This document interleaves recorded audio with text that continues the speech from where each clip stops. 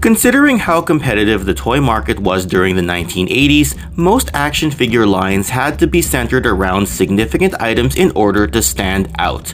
Sure, a main hero and main villain leading opposing factions can give a focal point for fans of a franchise to rally behind, but a large setting or a backdrop can often add to the level of playability and imagination when it came time for children to break out their toys. With the company Kenner debuting their M.A.S.K line in 1985, it happened to be a highly competitive year amongst rival brands in the toy industry.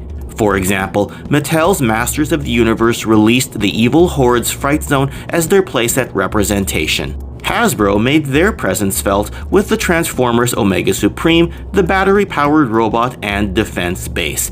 Hasbro would also up the stakes further in 1985, what with the G.I. Joe USS Flag aircraft carrier, whose 7.5-foot long span dwarfed every playset before and after. That said, Kenner was going to make sure that M.A.S.K wouldn't go down without a fight, especially not in its opening year. Thus, the Boulder Hill playset would see its release into the market. Leaping right out of the television screen of the cartoon, this seemingly ordinary-looking gas station served as the headquarters for M.A.S.K, or Mobile Armored Strike Command. Taking a page out of the Transformers playbook, this set could be changed into a defense station, complete with the armor and artillery required to send their enemies a venom packing, hopefully driving them away as M.A.S.K would live to fight another day. And now the time has come to have a closer look at this amazing vintage playset. So stay tuned, because Boulder Hill is here to help M.A.S.K become the mighty power that can save the day. Let's begin.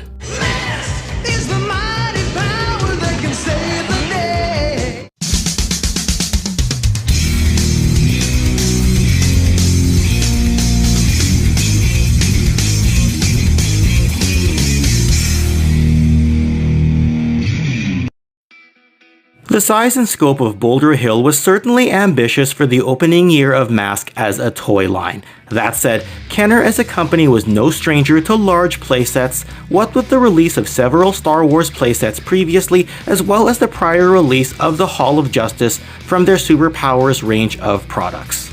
Boulder Hill spans close to 2 feet on its longest edge, is around 1.5 feet wide, and a little under 1.5 feet tall, so you'll see that it's quite a large playset considering the scale of the figures, which already stand quite noticeably shorter than the already small-sized G.I. Joe figures of the same era. The size of the playset, of course, meant that the box it came in was a behemoth all its own. You can have a look at it here compared to the other large playset boxes of the 1980s. In particular, next to the G.I. Joe 1983 headquarters, then next to the 1987 robot turned base mode in Fortress Maximus from the Transformers, and again next to the 1989 Teenage Mutant Ninja Turtles Sewer Lair playset. My box still has a sticker indicating that it sold for $49.99 back then, and has a clearance sticker that said it sold for around $27 when it was downpriced. Albeit, that's all in Canadian dollars, as this is a Canadian box that includes the bilingual French wording. Boulder Hill ultimately served as a base of operations for the rich entrepreneur Matt Trakker and his team of M.A.S.K agents. In the cartoon, Trakker would take an underground transportation system to travel from his mansion over to Boulder Hill, which, as mentioned, serves as an everyday gas station protruding from the side of a mountain. But ultimately, it's a secretly armed and fortified headquarters for the operatives of Mobile Armored Strike Command. That said, it was only attacked very sparingly by VENOM in the cartoon series.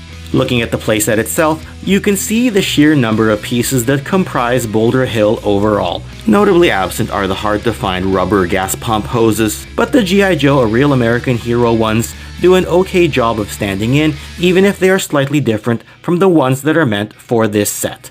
It's also worth pointing out that the base plate for Boulder Hill is quite fragile, and while it's nice to find one that's intact, you'll notice a fair amount of discoloration and staining on this one, as well as on other parts of the playset. I did make attempts to clean and dust it off, but alas, I can only do so much.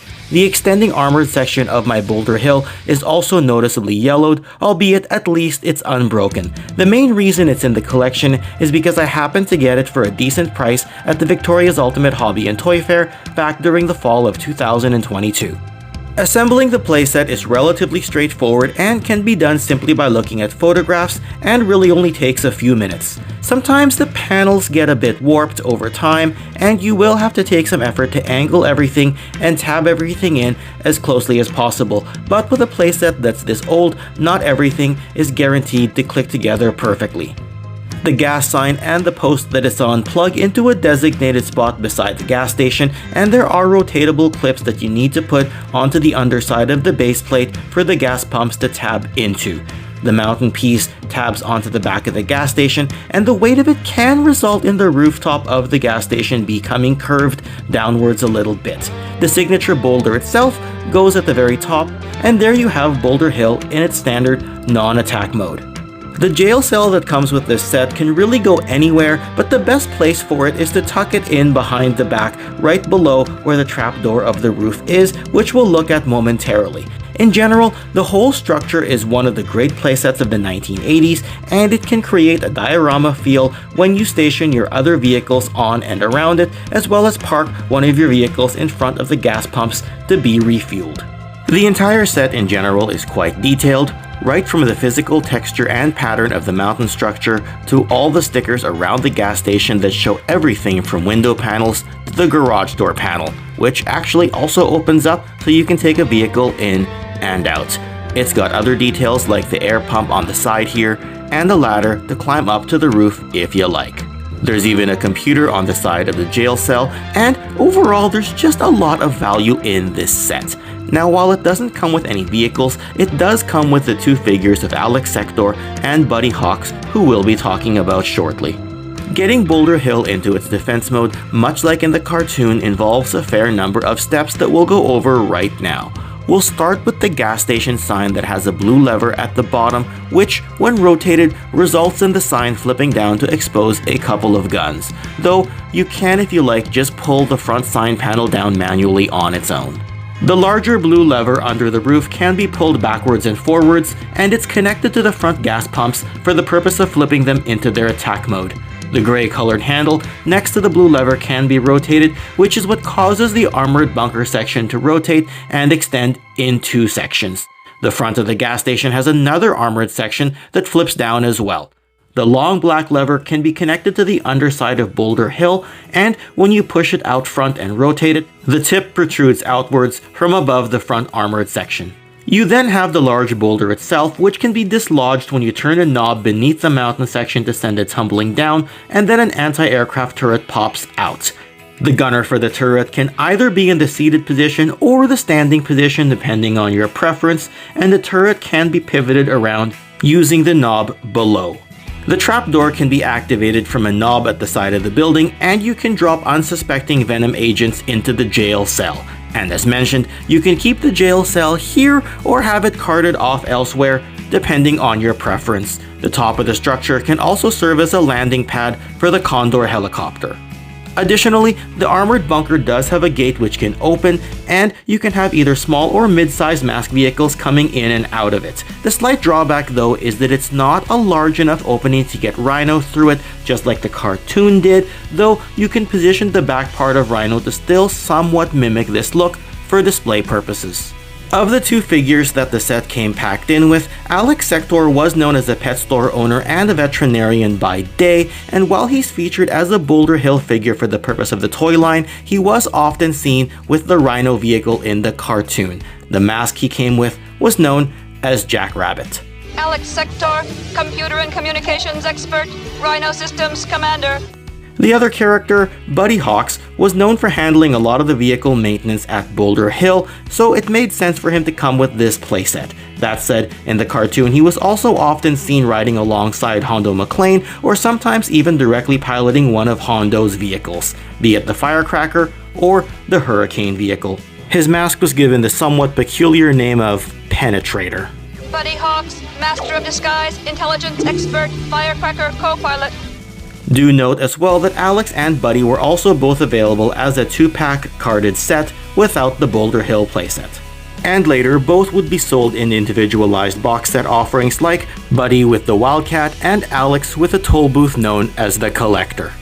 Also, if you haven't had enough of Boulder Hill for one sitting, I'll leave a link in the description below to my friend Jay Bartlett's YouTube channel, whereby he did an unboxing of his own Boulder Hill from a shipment he got and does a review back in 2021. His playset is in better condition than mine, so do yourself a favor, have a look, and give him a follow. In retrospect, there's not too many drawbacks as far as Boulder Hill is concerned. One more thing I'd like to point out though is that you can park the vehicles on the back of the structure if you want, so certainly there's no shortage of storage room for your toys if you happen to own this set. Additionally, in a perfect world, we would have had the energy room from the cartoon with the round table and a setup where the actual masks would be deployed from. And while the toy line did have a good run overall, had it lasted longer, who knows, maybe we would have seen the Boulder Hill energy room in a later wave. But overall, many would rank Boulder Hill at or near the top of their want lists, or if they already have it, they'd certainly consider it one of the centerpieces in their toy collections. In closing, I'll simply say that this gas station turned defense base went a long way to accentuate the fact that illusion was truly the ultimate weapon. And if you happen to like this video, don't go anywhere just yet. I'm gonna put another vintage toy playset review that you can click on right over here, or for a look at an entirely different toy history topic, you can click on this video right over here. Otherwise, thanks for watching, and I'll see y'all next time. Take care.